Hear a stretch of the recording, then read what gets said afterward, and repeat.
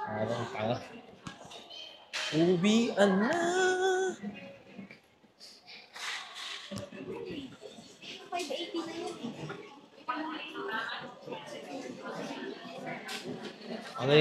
Claim. Oh, maraming tao ngayon, oh. Beep, beep, beep. Ang sabi ng jeep. Ah.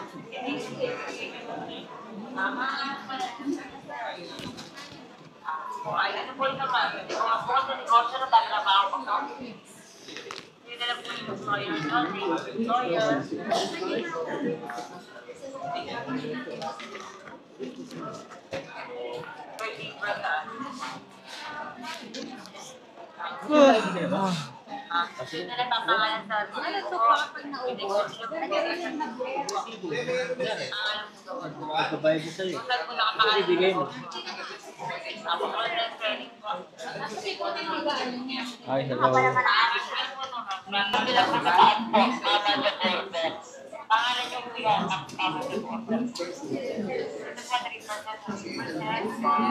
Ay, ma'am.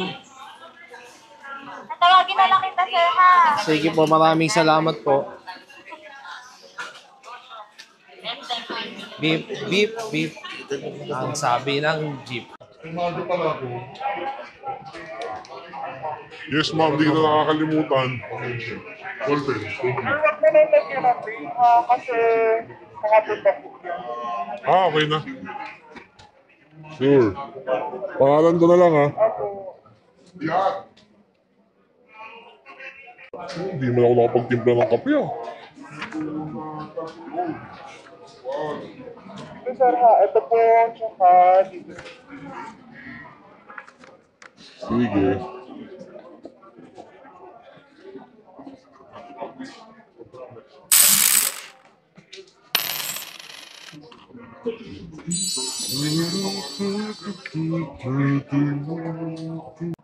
Double check na lang, sir.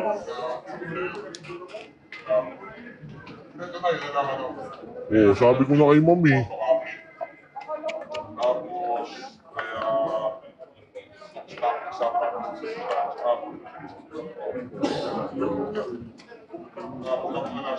Ito, sabi ko kay ma'am, eh.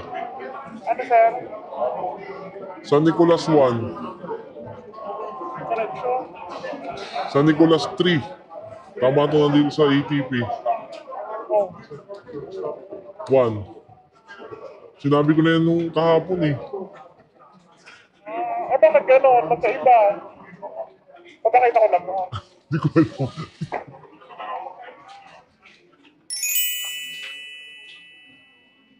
Sabi ko na, eh. Makita mo, magkaiba 3 at saka 1. Yung 3 talaga.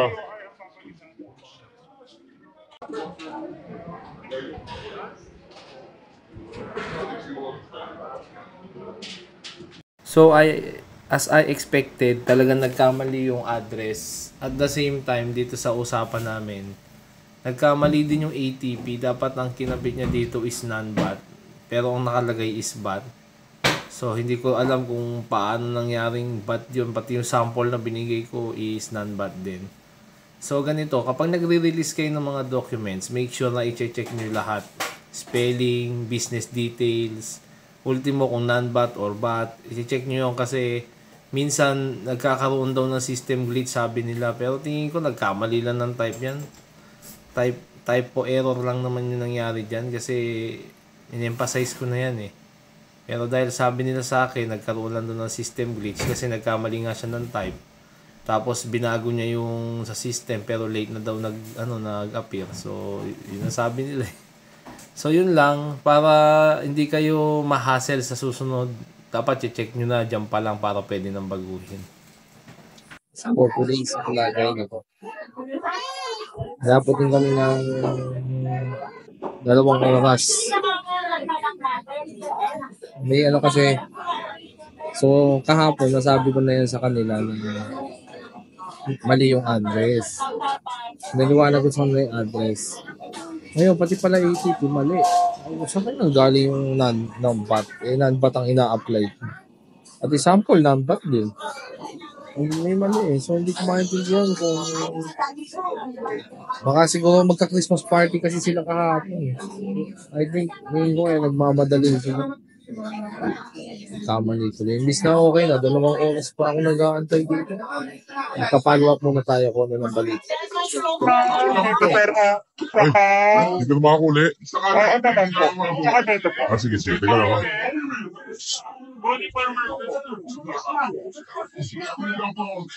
Ballpen.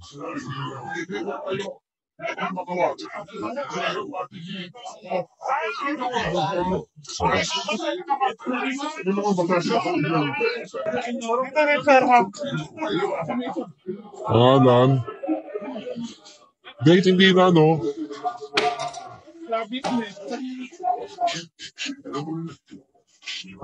Ma'am, ha? Yung date, lagyan akong date, huwag na. Hindi, ano ba yan? 19? Opo. Ano date ngayon? Kasi kahapon pa yan. Oh, sige. Eh, di lang pa 19 sir.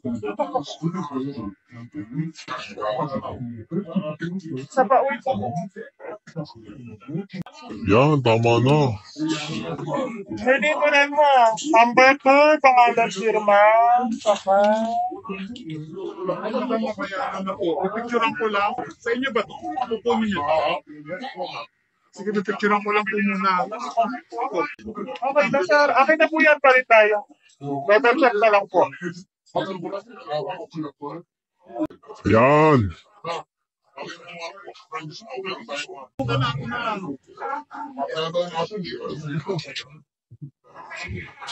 Ano nangyari, ma'am? Ba't na nagkamali? Ano nangyari? Sa address po. Ah, Ay. hindi, sa non-bat. Okay na pala. Okay na. Ayan na po yung 18. Ah, sige, thank you. Okay na. Sige po. Okay na. Goodbye. Thank you, sir.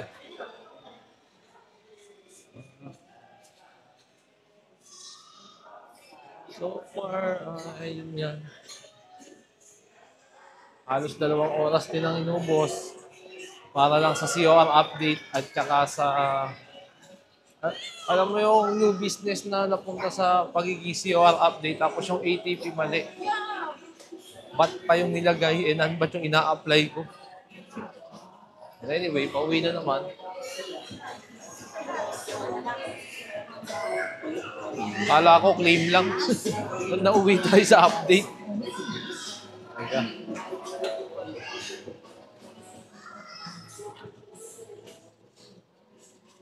So last day na ng pasok. Parang wala nang pasok next week yung mga taga-BIR. Magmamadali na sila umuwi eh. So mamaya update ko kayo kung ano na nangyari dito sa mga documents at bakit inabot sila ng ganito. Pag-uwi na lang siguro, pabiyahin na muna kami. So, goodbye. Oh, pauwi na kami. Thank you, Biyaya, ha, sa pag-aantay ng 2 oras. Ayop na claim yan, 2 oras. So, hindi ko na-feel pala yung papunta rito kasi na-set up ko pala yung camera ng picture, hindi video.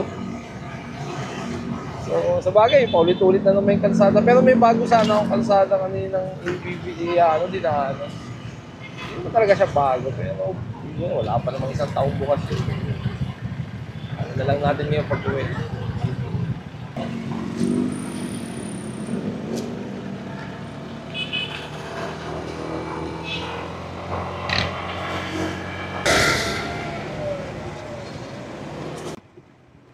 Kaya nahabol ko yung pag-uwi sa bahay kasi yung ATP, kailangan magawa siya ng gabi.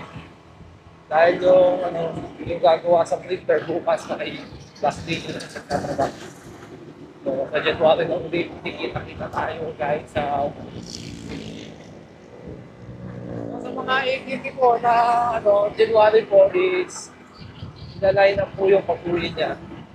Pero kailangan makapag-apply na po kayo kasi kung wala ng ATP, walang ilaline.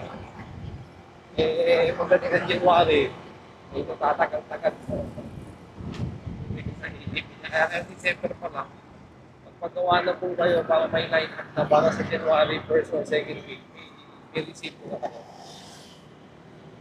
Kasi ako, gagawin ko po niya, magla-line up na ako din ng mga corporate week.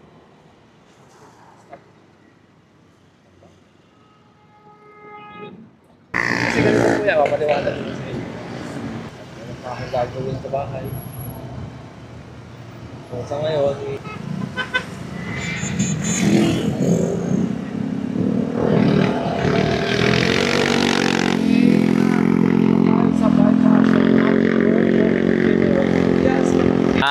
so narinig na ba ako? Let's go! So ito yung dinaanan ko kanina na hindi ko na-i-film, picture lang ng lumang dahil nagkamali ako ng set ng camera.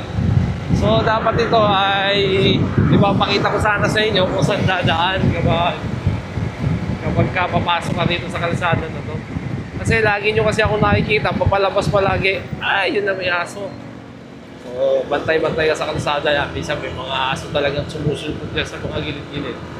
So dito tayo, dito kasi yung papunta na ang Malabon Campit, yung sa Sabungan. So hindi tayo dyan. So dito tayo sa General Trias, Palengke. Sa ngayon, ito yung ginagamit na shortcut ng karamihan kasi paglabas mo, gate 3 na kaagad na. So kung doon ka pa sa kabila, iikot ka ng malayo. So kung dito ka lang, mabilis ka lang.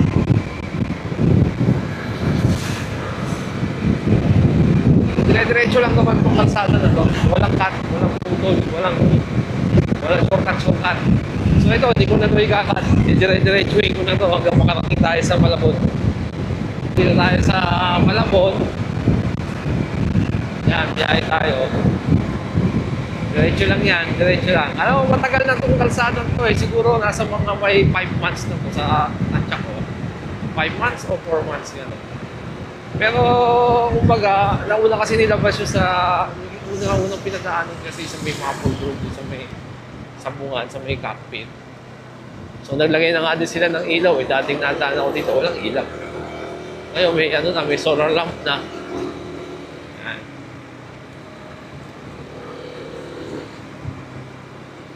Makita nyo, yan yung palengke dito sa Malabon, yung gilid na yan. Yan yung palengke.